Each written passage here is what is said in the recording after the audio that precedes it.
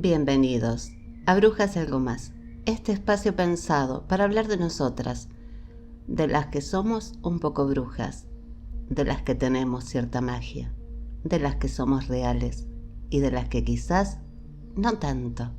Y la protagonista de hoy fue sugerida por nuestra seguidora Lucía Reyes. Oh, virtud de la sabiduría, que circulando cercaste para abarcarlo todo, en un camino, el que tiene vida. Llevas 3 alas, de las que una vuela en lo alto, y la otra suda en la tierra, y la tercera va por todas partes. Alabada seas como lo mereces, oh sabiduría. Y ella se definía como una pobre mujer ignorante, pero logró ser toda una autoridad para la iglesia, debido a sus profecías y visiones, las que atraían multitudes a su abadía. Es que en la Edad Media la mujer era considerada impura y un ser inferior por su naturaleza, por lo que quedaba marginada de las cuestiones de la iglesia, la institución más importante en la sociedad medieval. El decreto de Diógenes, esa recopilación de las leyes de la iglesia, prohibía que las mujeres, incluidas las monjas, tuvieran contacto con los objetos de culto y se les negaba la capacidad de enseñar lo divino. La mujer no podía ostentar autoridad alguna y debía siempre someterse al hombre. Pero a pesar de todo esto, algunas mujeres, a través de la mística, encontraron un camino hacia su sentir religioso. Mediante las visiones, los milagros y las profecías, ellas lograban esa comunicación. Y hoy aquí, en nuestro canal, en nuestro espacio, la primera mujer en seguir ese camino, el de la tradición de la mística, la noble alemana, nacida en el año 1098, Hildegard von Bingen, quien, y con tan solo 8 años, ingresaba como oblata a la abadía de San Disibodo, en el oeste de Alemania, siguiendo, claro, la costumbre de la época. Ella era enfermiza y algo débil, pero pronto mostró una gran atracción por la religión, comenzando a tener visiones divinas y siguió teniéndolas hasta el fin de sus días a los 81 años. Y ella decía: hasta los 15 años tuve muchas visiones y explicaba algunas de las cosas que veía a los otros, que me preguntaban con asombro de dónde podían venir esas cosas. Y yo también me lo preguntaba, y durante mi enfermedad pregunté a una de mis cuidadoras si ella también veía cosas parecidas. Pero cuando me contestó que no, me embargó un gran temor. A menudo, en mi conversación, yo explicaba cosas futuras que veía como presentes, pero al notar la sorpresa de mis oyentes, me volví más reservada. Y es que en esa época bien podían atribuir sus visiones a una presencia demoníaca, algo que se consideraba muy común en las mujeres.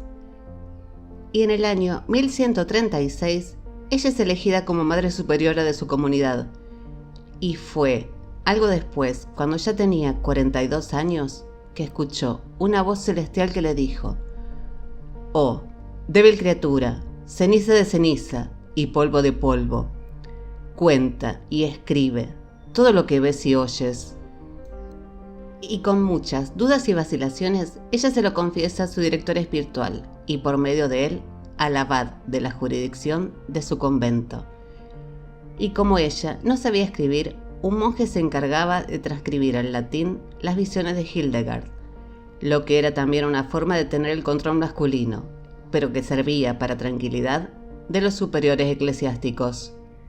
En los años siguientes dicta Sibias, conoce Los Caminos del Señor, obra esta compuesta de 26 visiones cosmológicas relativas al Apocalipsis, y que estaban acompañadas de comentarios teológicos y poemas inspirados en el Cantar de los Cantares.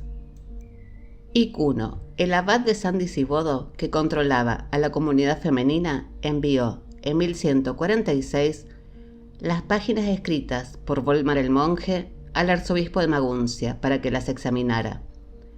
Este remitió el texto al Papa Eugenio III y a Bernardo de Claraval, quienes habían acudido a un sínodo en la vecina Treveriz. El contenido de las visiones fue aprobado y su carácter profético reconocido, y además se autorizó a la abadesa a proseguir con la redacción de su obra. Y no solo eso, se leyeron públicamente fragmentos del texto para clausurar el sínodo en la catedral de Treveriz. Honrar así la obra de una mujer ante una multitud de prelados, un papa y un santo era algo totalmente inusual para la época. Y de 1146 data asimismo una carta de Hildegard a Bernardo de Claraval, el fundador de la orden cisterciense, quien por entonces gozaba de la autoridad de un santo.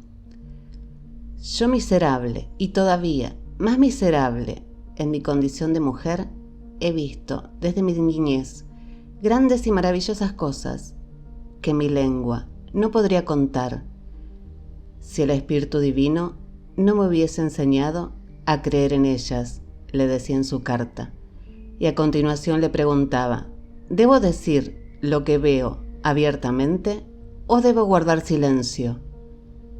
Y en esa carta Hildegard recordaba humildemente su condición femenina, acercándola con habilidad al destino de los hombres. He nacido de la cepa de Adán, quien, aconsejado por el diablo, fue desterrado a una tierra extraña. Sí, podía considerársela sabia en el alma, si durante sus visiones aprendía el sentido interior de las Santas Escrituras, que tocaba su corazón y su alma como una llama. Y eso era porque decía que Dios se dirigía a ella por caminos misteriosos y, por mediación suya, a todos los hombres. San Bernardo le contestó brindándole una ayuda circunstancial, pero también le ordenó humildad. Pero el apoyo del Papa y ese poder hipnótico de sus escritos la convirtieron pronto en una de las personas más influyentes de la cristiandad.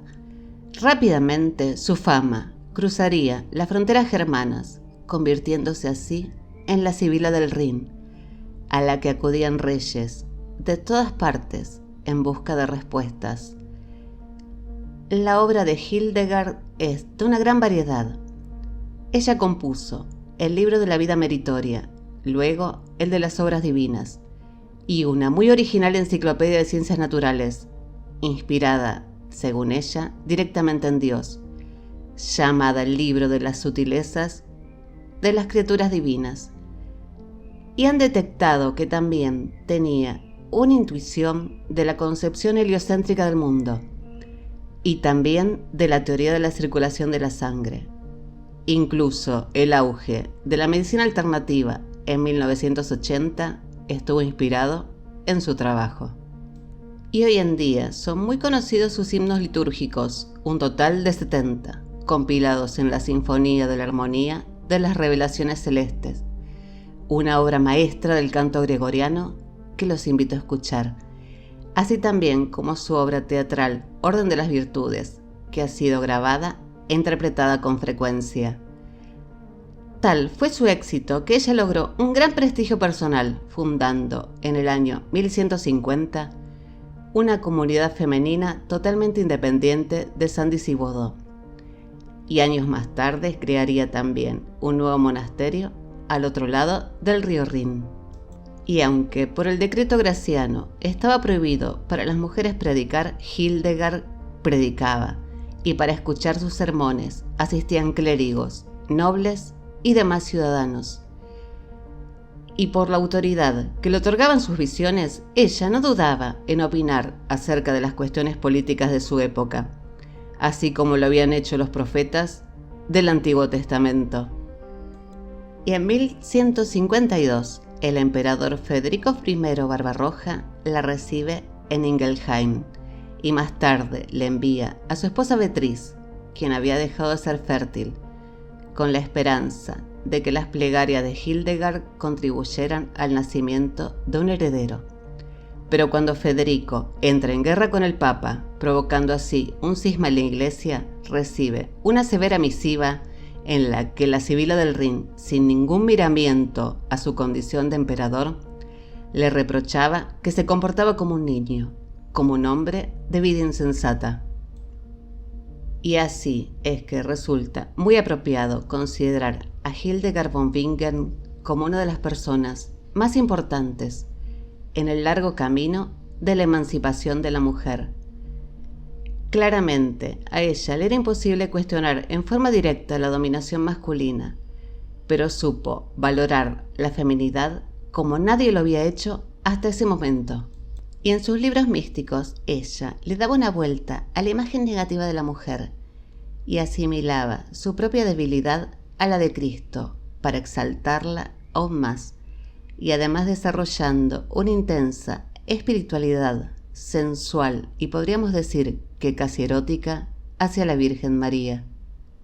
Y en su libro de las sutilezas habla con bondad de la anatomía femenina y sus cuestiones como la menarca, la menopausia e incluso el placer de la mujer.